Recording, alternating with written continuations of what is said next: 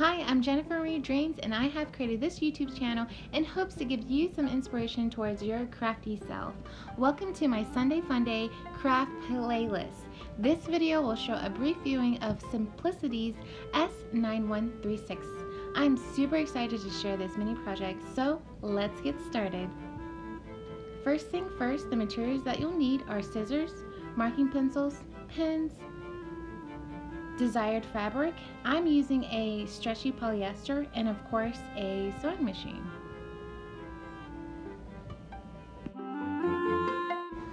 So when you open Simplicity's S9136, they give you three options to decide. I am selecting dress A because I love those outer deep pockets and the ruffles, and it's here in Texas, it's super hot, so I need short sleeves. A total of 13 pieces is included, which I cut them each all out. But if you can see in dress A, it only has 1 to 6 pieces that you'll be using. So when preparing for the materials, I recommend you ironing everything out. It just has a better, cleaner cut, and I preferably cut all 13 pieces even if I'm not using them. They're preferably used for the certain different sizes and also the different styles of dresses. I like to put them all into certain blocks like it does on the instructions, and I individually cut them from there.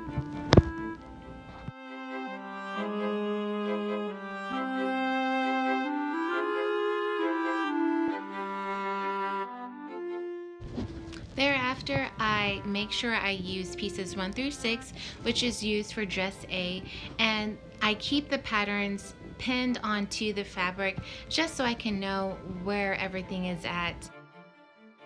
Okay, for step 1, it says to stay stitch the neck and the back of the bodice, but I ended up doing a stitch for just the back of the bodice. So that was in dress B and C, which is the first step for it, just so I can have that cleared. And then I went on to step 2, which is where I create the darts so that I can have a nice clean chest. So when creating the darts, I recommend to do it on the wrong side or the non-patterned side of the fabric, and just of course keep in mind of the different sizes and what you're going to be using, and making sure that you have the correct size for your dart. I say the wrong side because after I was doing it, it looks great, but then when I tried to fold in the darts, I had a hard time lining it up, so I ended up still having to create the line on the wrong side of the fabric, which you can see here, and then stitching it from there.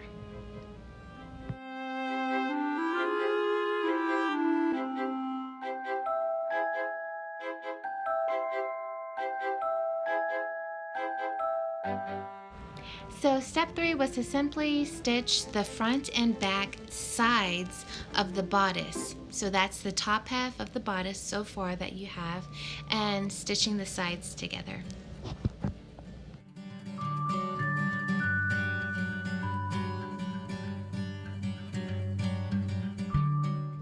Step 4, we're going on to the upper part of the sleeve. This is where we're also going to create another dart, where you can see I have 2 sleeves for left and right side. Of course, you'll want to correlate the right sizes for your sleeve.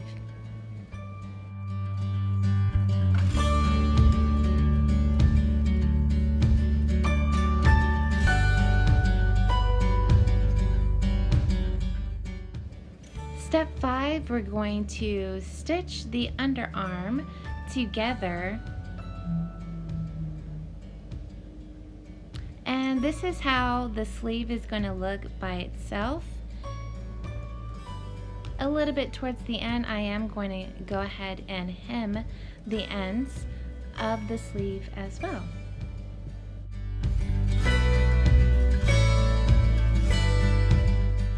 And here's how the hem sleeve looks without it being on the body. Now for step 6, that is going to be putting on the sleeves onto the front and back of the bodice. So the best way I can be able to explain this is I did not stitch the neck area. That's just my preference because I like to put the sleeve on the outside just to kind of see how it's supposed to look when it's outside in, like it is like now. And then I will put the sleeves right side out, which is the pattern facing on the outside, and I'll make sure that the pattern or the right side of the fabric is facing the inside of the bodice. So you want to make sure that your pattern is matching on the inside of your bodice, and you'll kind of tuck it in. And like I said, I don't like to stitch the neck, so that just in case if I need to stretch the fabric, because sometimes I don't cut perfectly and even, so I like to stretch my material so that it could be nice and even when I stitch it together. So as you can see, I am putting it with using my one hand and trying to match the inside with the outside with the sleeve. So once you got that, then you have a complete sleeve, and it's a little tricky. It took me a while. I had to go through 50 different doll patterns when I learned how to do sleeves to finally learn it, and of course the help of my mom. And so, but once you get it and practice it, then it's doable for sure.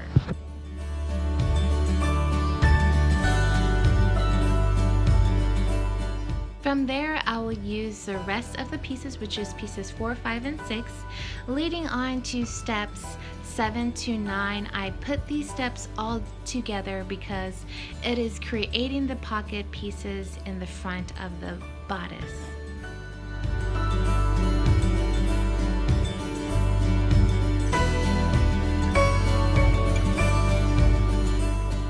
So pretty much step 7 was to stitch the top inch seam that's right on the top there. Step 8 was folding and ironing all my pins on the side there. And then step 9 was to place those 2 pockets on the side. And I like to double stitch around each side. We get to step 10, where we can finally stitch the front and back of the skirt and completely almost seeing the dress come together. So step 11 is creating the ruffle effects that are in the mid of the dress. I will give you 2 ways on how to create this ruffle effect. This first one is going to be considered like a pleated effect, where you pinch every inch or so that you like and pin it down and stitch across that fabric. So this second one is one I highly do recommend. You do have to adjust your sewing machine so that you can have a more longer or wider stitch. You simply just stitch one line across the fabric, and as you can see, there's going to be 2 threads, one on the top and the bottom. You will pull on either thread while you hold the fabric down so that it can create the nice ruffle effect. That ruffle effect, you'll be able to adjust it and kind of even everything out. Once you even everything out, you'll just simply stitch along the fabric and you'll have that even ruffle.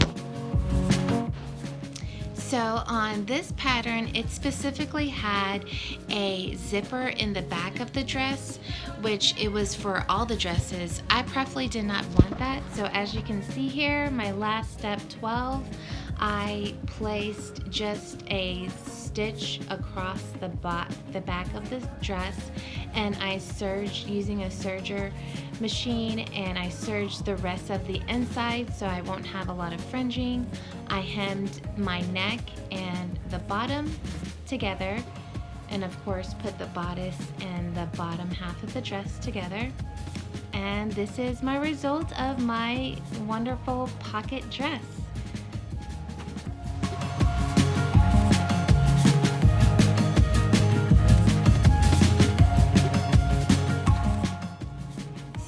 hope you found this video to be of enjoyment.